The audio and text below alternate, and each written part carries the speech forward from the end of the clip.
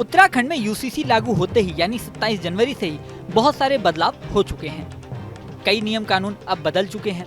समान नागरिक संहिता लागू होते ही बहुत सारी बहस भी शुरू हो चुकी है। तलाक को लेकर भी ये साफ कर दिया गया है कि तलाक अब सिर्फ कोर्ट में हो सकेगा। मुस्लिम पर्सनल लॉ बोर्ड के तहत मुस्लिम पुरुष तलाक नहीं ले सकेंगे।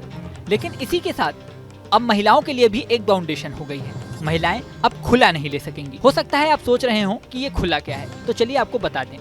जिस तरह मुस्लिम पुरुषों के पास तलाक लेने का अधिकार होता है, वैसे ही मुस्लिम महिलाओं के पास खुला लेने का अधिकार होता है। खुला एक तरह से महिलाओं की ओर से दिया जाने वाला तलाक है। महिलाएं अगर अपने पुरुष को यानी पति को छोड़ना चाहती हैं, तो वो अपनी तरफ से खुला का ऐलान करती हैं। यूसीसी के तहत तलाक की प्रक्रिया सिर्फ कोर्ट में हो सकती है। अब मुस्लिम पुरुषों के पास तलाक देने का हक नहीं है, तो महिलाओं के पास भी खुला देने का हक नहीं रह जाएगा। मुस्लिम पुरुषों के बारे में आपको बता दें कि मुस्लिम पुरुष तलाक बिद्दत या तलाक हसन दो तरह से तलाक दे सकते थे। तलाक बिद्दत पर पहले ही केंद्र सरकार रोक लगा चुकी है। इसे 3 तलाक भी कहते हैं। इसमें मुस्लिम पुरुष एक बार में एक साथ 3 बार तलाक बोल के तलाक ले लेते हैं। तलाक हसन पर अभी तक केंद्र सरकार की ओर से कोई रोक नहीं थी। तलाक हसन में 3 महीने में एक महीने के अंतराल पर मुस्लिम पुरुष तलाक बोलते थे। अब समान नागरिक संहिता लागू होने के बाद तलाक हसन की प्रक्रिया भी नहीं की जा सकेगी। समान नागरिक संहिता को लेकर अक्सर ये बहस भी चलती रहती है कि ये मुस्लिम लोगों के धार्मिक अधिकार को सुरक्षित रखेगा या नहीं रखेगा। ऐसे में मुस्लिम धर्मगुरुओं का कहना है कि समान नागरिक संहिता जो उत्तराखंड में लागू हुई है, उससे मुस्लिमों के धार्मिक अधिकार पर कोई आंच नहीं आएगी। सुनिए मुस्लिम धर्मगुरु की बात। जो 76 साल के बाद ये पहला गौरव जो है वो देवभूमि उत्तराखंड को प्राप्त हुआ है। मैं माननीय मुख्यमंत्री श्री पुष्कर सिंह धामी जी को इसका श्रेय देता हूं और उन्हें वो बधाई के पात्र हैं।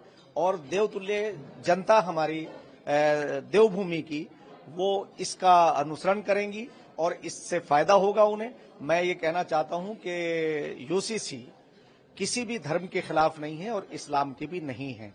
हमारे अभी माननीय मुख्यमंत्री महोदय ने तमाम विस्तार से इसके ऊपर प्रकाश डाला और उन्होंने कहा कि हमारी जितनी रीति रिवाज हैं वो ऐसे ही होंगे। हमारी शादी ब्याह निकाह विवाह वो सब ऐसे ही होंगे।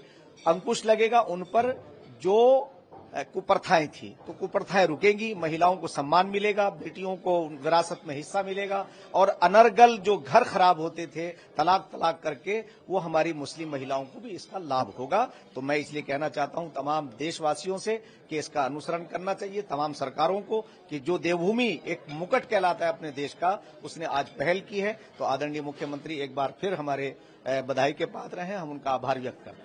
यहाँ आपको ये भी बता दें कि उत्तराखंड में अब कई तरह के नियम बदल चुके हैं। अब शादियों का रजिस्ट्रेशन अनिवार्य हो चुका है, यानी कोई भी व्यक्ति जो 27 जनवरी के बाद शादी कर रहा है या निकाह कर रहा है, उसे रजिस्ट्रेशन जरूर करवाना पड़ेगा। इसके लिए हर जगह तहसील और ग्राम लेवल पर रजिस्ट्रेशन की सुविधा होगी।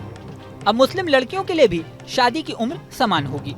पहले मुस्लिम पर्सनल लॉ बोर्ड के नियमों के तहत 18 साल से कम उम्र की लड़कियों का भी निकाह हो सकता था, लेकिन अब ये तय हो गया है कि 18 साल से कम उम्र की किसी भी लड़की का निकाह या विवाह नहीं किया जा सकेगा। यूसीसी लागू होने के बाद सभी धर्मों के लोगों को बच्चों को गोद लेने का अधिकार भी मिलेगा। हालांकि दूसरे धर्म के बच्चों को गोद नहीं लिया जा सकेगा। लिव इन रिलेशनशिप को लेकर भी बड़ा फैसला किया गया है। लिव इन रिलेशनशिप में रहने के लिए रजिस्ट्रेशन अनिवार्य हो जाएगा। हालांकि ट्रांसजेंडर और धार्मिक मामलों में किसी भी तरह की छेड़छाड़ नहीं की गई है। शेड्यूल्ड ट्राइब्स को भी इन नियमों से पूरी तरह से बाहर रखा गया है। इस वीडियो में फिलहाल इतना ही। बने रहें न्यूज नेशन के डिजिटल प्लेटफॉर्म पर। न्यूज नेशन अब व्हाट्सएप पर खबरों की ताजा अपडेट के लिए न्यूज नेशन के इस QR कोड को स्कैन करें।